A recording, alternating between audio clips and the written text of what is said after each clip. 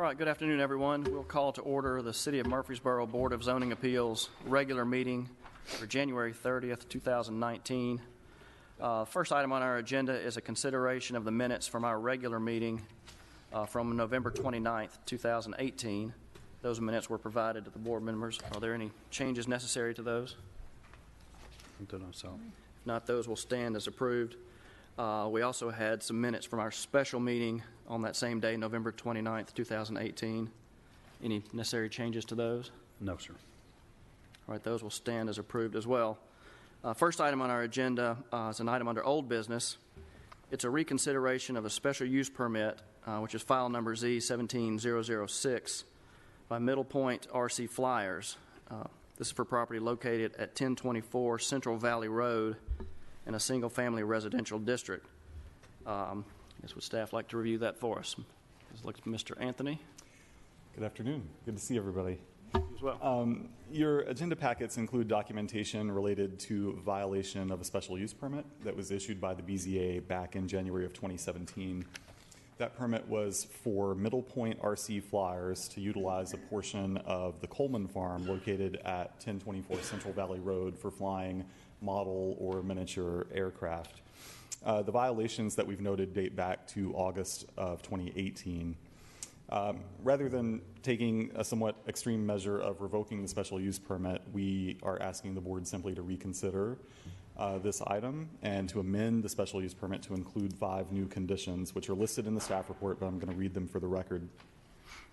1, operators of aircraft utilizing the Coleman Farm property shall remain in control of miniature aircraft at all times. 2, miniature aircraft shall not be flown beyond the boundaries of the Coleman Farm onto any other property, whether privately or publicly held. 3, miniature aircraft powered by gasoline or diesel fuel shall not be flown to, on, or from the Coleman Farm. 4, the city's noise ordinance shall be observed at all times, including specifically those provisions pertaining to maximum sound levels and operation of powered unmanned vehicles. And 5, the zoning administrator shall retain the ability to revoke the special use permit upon determining that any violation of the special use permit or the standards of general applicability has occurred. Upon revocation of the special use permit, Middle Point RC Flyers shall have the right to appeal the zoning administrator's decision to the Board of Zoning Appeals. I think that these conditions better clarify the city's expectations and also make clear that our next step would be revocation of the special use permit.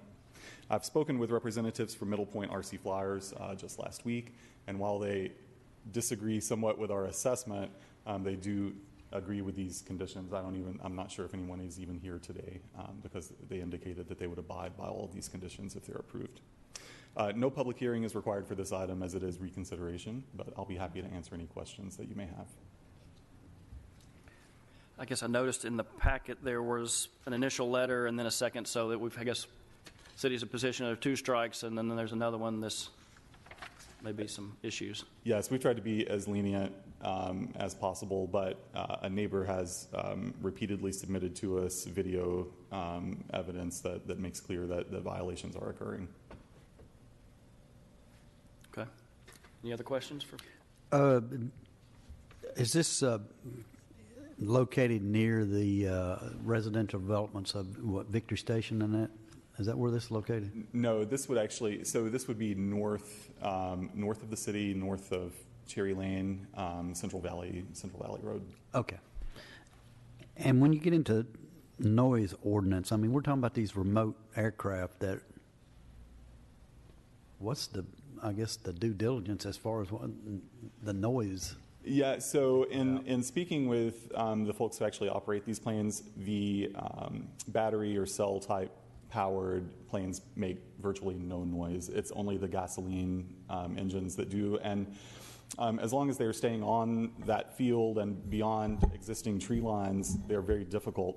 There's not a whole lot of noise. It's very muffled. Once they cross over the tree lines, that protection is lost, and they are actually quite noisy once they get right over a resident's house. Yeah, Mr. Tips, most of us probably think of these model airplanes, even the gas-powered ones, as something that's a foot or 2 foot wingspan, and of course there are some of those. But some of these folks have gas-powered models that have like 6 foot wingspans. And those gasoline engines can be really, really loud. They can rival a regular airplane at the airport in terms of noise. In fact, and they may be more offensive because it's a much higher pitch. But some of these are good-sized airplanes, and if they're not careful with it, and if they get close to someone's house, it can be very annoying. So there is a potential here for a serious noise violation with some of these airplanes. Well, so the previous permit didn't prohibit gas-operated, diesel-operated? It did not, as I recall, it didn't have any special conditions on it. It was just the regular standards that are applied for special use permits. And so with respect to number one, utilizing and stay in control of the miniature aircraft all the time, so I mean, do you really always control it? I mean, I don't do this, so I don't know, but... Yeah, so I spoke with them about this last week, and they questioned why that condition was there. And what I pointed out was that, if you lose control and crash your aircraft on the Coleman Farm property, nobody's going to report that. That's you, and that's your machine. But once you're taking it onto somebody else's property, that's when it becomes a problem. And some of the video that we have, these are actually pretty low flying and getting probably a bit too close to people's private property. And so that's why that provision was added, hopefully as even more of a safeguard for crossing over onto other people's property. It just seems that okay, with these, I guess with the new guidelines or conditions you're putting here, 2 and 3 take care of 4, I guess, to the degree with the noise. If it's not gas operated or diesel operated, it's not going to have the noise, right? Or at least a very minimal, right? What if they create a new kind? That's right. Okay, gotcha. I mean, there's always a possibility of something else. Okay. And if we want it to have the noise levels that are appropriate, then Okay. that would reach outside the realm of our imagination. All right. I was also informed by some of the folks who fly these that condition 3, where we mentioned gasoline and diesel, they informed me there are dozens of different kinds of fuels that I can't possibly name all of them here. So hopefully the noise part still covers that. Okay. And you've had video evidence Yes. from Multiple days They have- from, yes, violated the boundaries anyway? yes. Okay. Well, what is the dimension of the area they can use on the Coleman Farm? See, Marina offered me earlier the file, and I said, no, I'm not going to need it. And so let's. Okay, that's fine. I just wondered if they had, I know it takes quite a bit of space to fly those things. They have an agreement. The Coleman Farm is a really large property, and they have an agreement just to use a portion of it. I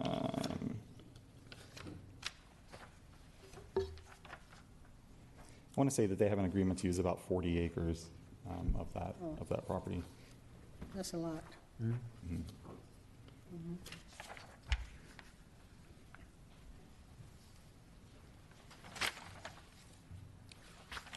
It sounds like they've got enough space there that they don't have to cross the boundaries. Correct. They told me they have some rogue pilots. They'll take care of that internally.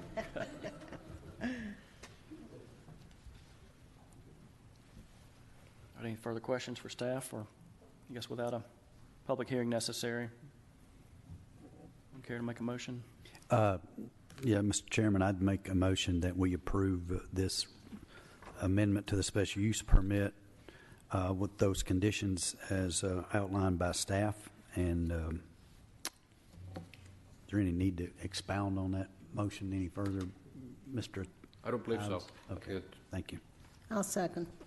Have a motion and a second. Is there any further discussion? If not, all in favor say aye. Aye. Aye. Are there any opposed? So that application's been approved. Next is special use permits under new business. Our first one is application Z19001, by Mr. Bobby Kirby, requesting a special use permit to allow expansion of a self-storage facility. This is for property in the Commercial Fringe District located at 2415 Halls Hill Pike. If you'd review that for us. Of course. Good afternoon. This is an application by Bobby Kirby. It's for an extension of a special use permit. It is off of Halls Hill Pike, right next to the new Dollar General. There is an existing self-storage facility behind the strip center that is right there. I believe I have a picture. And included in that is, included in the new special use permit would be the lot next to it, the currently abandoned lot. The format of the new site and will continue through the new one, which includes an on-site manager that will be live-in. There will also be an interior remodel from the strip mall. The two end units are currently being occupied, and they do not wish to end those leases, so they will remodel the interior lots to allow for the self-storage, climate-controlled self-storage within those. As I said, it will be a continuation, so all of the current self-storage units will be included in this. And here's a site plan. And as part of this, the recommended conditions that we are going to include, I'll just read them off for the record. The rezoning of the property to commercial fringe shall be in effect prior to any expansion of the self-storage facility. This is currently going to have a second reading tomorrow, January 31st. It is past its first reading. If the rezoning is not permitted, this will nullify the expansion of the requested special use. The applicant shall apply for and obtain approval of site plan review prior to any modification of existing buildings or new construction. The two lots shall be re-subdivided to combine into one parcel with recording of a final plat prior to any modification of existing buildings or new construction. All of the recommendations and requirements from the first appeal request will be continued unless explicitly noted in this application. There were a few that were sort of brought out within the first application that went through in August of 2004. Noise and band practice will not be permitted. If any activity does occur, both the unit renters and the owner of the property will be liable to citation by city court for violating the Murfreesboro zoning ordinance.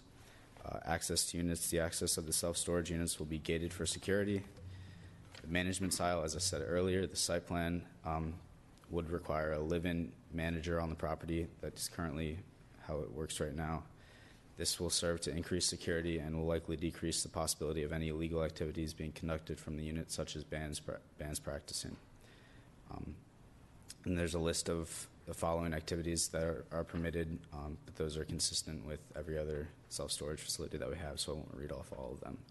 If you have any questions for me or the applicant, Bobby Kirby is here, as well as Rob Lyons, if you have any questions for them. Thank you. Thank you. Any questions for staff at this point? No, sir. So the main changes to the property, there's some outdoor storage that's going to remain permanent, and then the building, then the strip mall. That outdoor storage is for the next application. This one is, Okay. there is on the site plan it shows. Okay, sorry about that. There is also if you can see it on the map here, this is a car wash, like a drive-in car wash, and they're going to close those doors and put RV storage within that. Okay.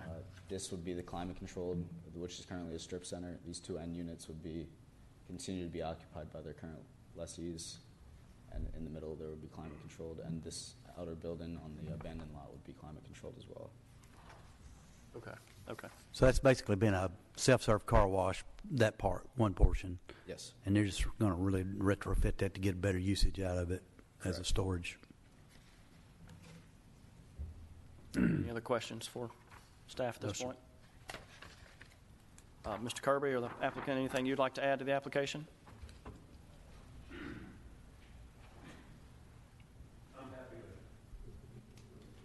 I'm Bobby Kirby. I'm the applicant. I'm happy to answer any questions, but I believe it was well stated, and I have nothing more to add, but more than happy to answer any questions you may have. Anybody have any questions for Mr. No, Kirby? sir. Thank you, sir. Thank you. At this time, we'll conduct a public hearing. Anyone present wishing to speak for or against this application, if you'd come forward and give us your name and address, and you can provide us with any comments you may have. Seeing none, we'll declare the public hearing closed and open the floor for any further discussion or motion. If there are no further questions, I'll make a motion to approve the special use permit with the necessary comments from the staff. Second. Have a motion and a second. Any further discussion? If not, all in favor say aye. Aye. Aye. Are there any opposed? There are none, so that application has been approved. Next, we'll move to application Z19002 by WSP ERI Murfreesboro, requesting a special use permit amendment in order to change temporary outdoor storage to permanent outdoor storage. This is for property in the Commercial Fringe District located at 1932 Cason Lane. If you'd review this one for us. Of course. This application by Matt Taylor is for a special use permit to amend a self-storage facility off of Cason Lane near the intersection with New Salem. The special use permit has already been approved for phase 1 and 2. This was the original approval. During the second special use permit, they went through 2 separate occasions, first in October 2015 to get their initial approval, and then second in June of 2016. That was to create this phasing that you can see here.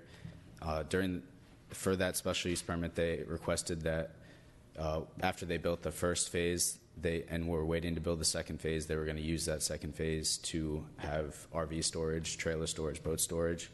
And as you can see in these pictures, they have not actually gone through with that during that, but they have in this proposal requested to use that space as permanent RV storage. They will put concrete down on the whole thing, on the whole site, and stripe it and everything to make it look good, and include the outer buildings that were included in the original proposal to sort of block off that area.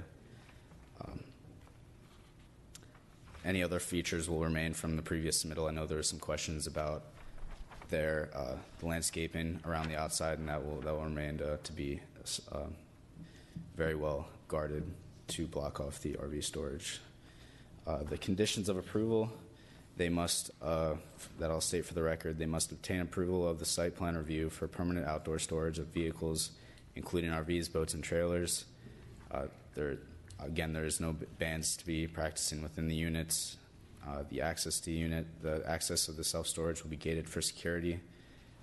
There's security lighting. The lighting in the facility shall be adequate for the purpose of security and shall not impede on adjoining properties. And then the prohibited activities for the entire self-storage facility will remain as stated in our zoning ordinance. If you have any questions for me, or Matt Taylor is here to represent the applicant, feel free. Okay. Any have questions for staff? No, sir. All right. Anything the applicant would like to add to the application? All right. At this time, we'll conduct a public hearing. Anyone present wishing to speak for or against this application, if you'd come forward.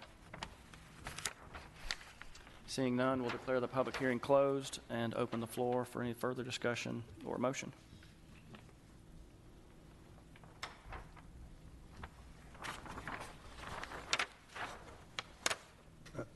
Mr. Chairman, seeing that the application as presented complies with all of the conditions of the City of Murfreesboro zoning ordinances, with respect to the change, I would move that we approve subject to those conditions of the approval and staff comments. I'll second. Have a motion and a second. Is there any further discussion? If not, all in favor say aye. Aye. Aye. And any opposed? There's none. That application's been approved. Next item, staff reports and other business. Nope, nothing for me. We will. No, they already have that. Oh, there, okay, all right. Nope, nothing for me. Okay. All right, we will adjourn.